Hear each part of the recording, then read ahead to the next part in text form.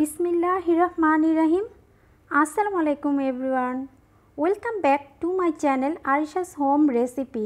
ফিরে এলাম আপনাদের মাঝে আবার তালের কেক রেসিপি নিয়ে। এখন তালের সিজন চলছে, তাই ভাবলাম পাকা তাল দিয়ে নরম তুলতুলে এই কেকটি শেয়ার করি।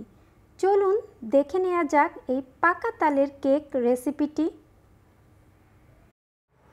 তালের কেক বানানোর জন্য এখানে আমি 1 কাপ ময়দা নিয়েছি। আপনারা চাইলে হাফ কাপ ময়দা এবং হাফ কাপ চালের গুঁড়ো ইউজ করতে পারবেন। আমি এখানে 1 কাপ ময়দা দিয়ে করব। আর নিয়েছি 1 টিস্পুন বেকিং পাউডার, 1/4 টিস্পুন লবণ, 1/3 কাপ গুঁড়ো দুধ, 1/3 কাপ লিকুইড দুধ, 1/3 কাপ সয়াবিন তেল। তেলের পরিবর্তে আপনারা বাটার অথবা ঘিও ইউজ করতে পারবেন। আর লাগবে আমার হাফ কাপ তালের রস। তালের রসটা আমি জাল করে ঘন করে নিয়েছি। আর নিয়েছি হাফ কাপ চিনি। আর এখানে নর্মাল টেম্পারেচারে 2টো ডিম নিয়েছি। ডিম দুটো যদি ফ্রিজে থাকে তাহলে অবশ্যই আধা ঘন্টা আগে ফ্রিজ থেকে বের করে রাখতে হবে। ফ্রিজের ডিম দিয়ে কিন্তু কেক ভালো হবে না, অবশ্যই নর্মাল টেম্পারেচার ডিম হতে হবে। এখন আমি এই 2টো ডিমের সাথে চিনি দিয়ে দিব। চিনি দিয়ে আমি খুব ভালোভাবে বিট করে নিব। আপনারা এরকম একটা হ্যান্ড বিটারের সাথেও বিট করতে পারেন। আমি ইলেকট্রিক বিটার দিয়ে করব। ইলেকট্রিক বিটার দিয়ে করলে আমার কাছে মনে হয় সময়টা অনেক বেঁচে যায় আর খুব তাড়াতাড়ি হয়, তাই আমি ইলেকট্রিক বিটার দিয়ে বিট করে নিব। এটা আমি বিট করে নিব খুব ভালোভাবে, চিনিটা গলে যাওয়া পর্যন্ত বিট করে নিব। বিট করা শেষ, চিনিটা মিশে গিয়েছে। এখন আমি 1/3 কাপ তেল দিয়ে দিব। তেল দিয়ে আমি আরেকটু বিট করে নেব। এখন আমি মিশ্রণের সাথে হাফ কাপ তালের রস দিয়ে দিব। তালের রসটা দিয়ে এখন আমি আরেকটু বিট করে নিব। একটা চালনি নিয়ে নিয়েছি। এখন আমি শুকনো উপকরণগুলো চেলে নিব। দিয়ে দিব 1 কাপ ময়দা, 1/3 কাপ গুঁড়ো দুধ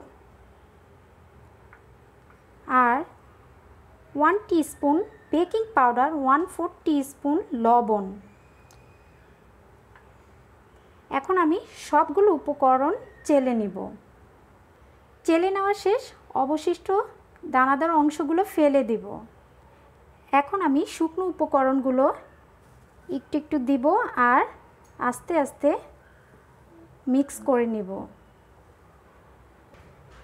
এখন আমি লিকুইড দুধ দিয়ে দিব, দিয়ে একটু একটু করে মিক্স করে নিব।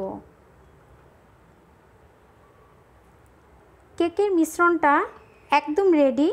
এর ঘনত্বটা একটু আপনাদেরকে দেখাচ্ছি। এরকম সিঁড়ির মতো ভাঁজ ভাঁজ হয়ে পড়বে। এখন আমি কেকটা বেক করব। কেক বেকের জন্য এখানে আমি একটা কেকের পাত্র নিয়ে হাফ চামচ তেল দিয়ে একটু ব্রাশ করে নিব। খুব ভালোভাবে চারপাশে তেলটা ব্রাশ করে নিতে হবে।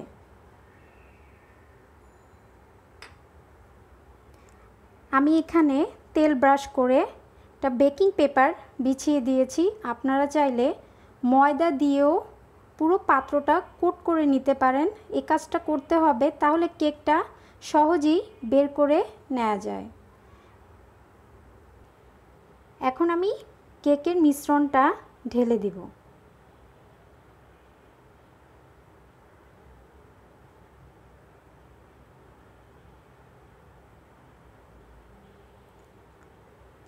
তারপর খুব ভালোভাবে ট্যাপ করে নিব। যদি কোনো বাতাস থাকে তাহলে সেটা বের হয়ে যাবে।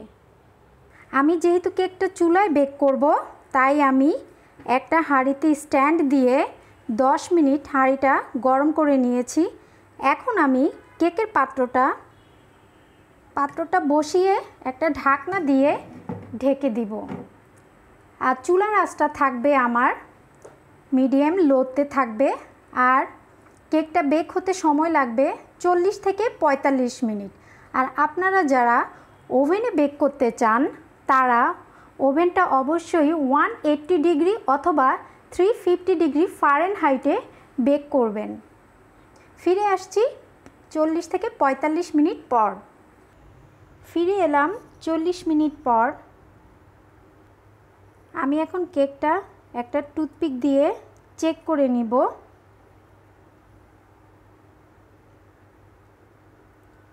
টুথপিকটা একদম ক্লিন।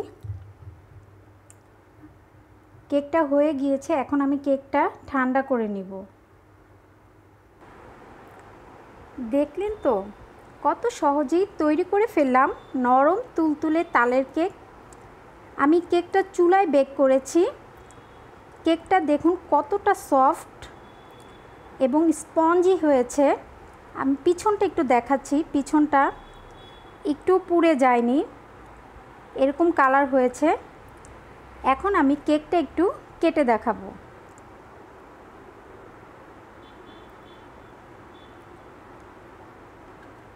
ভিউয়ার্স দেখুন কেকটা কতটা সফট।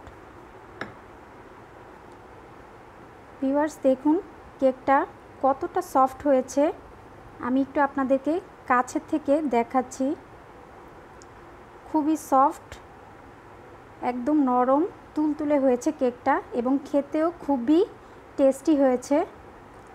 আশা করছি আজকের রেসিপিটি আপনাদের ভালো লেগেছে। আর আপনাদের ভালো লাগাই আমার সার্থকতা। যেতে যেতে আবার আপনাদের রিকোয়েস্ট করব, প্লিজ আমার চ্যানেলটি সাবস্ক্রাইব করবেন, করে আমাকে সাপোর্ট করবেন। সবাই ভালো থাকবেন। আল্লাহ হাফেজ।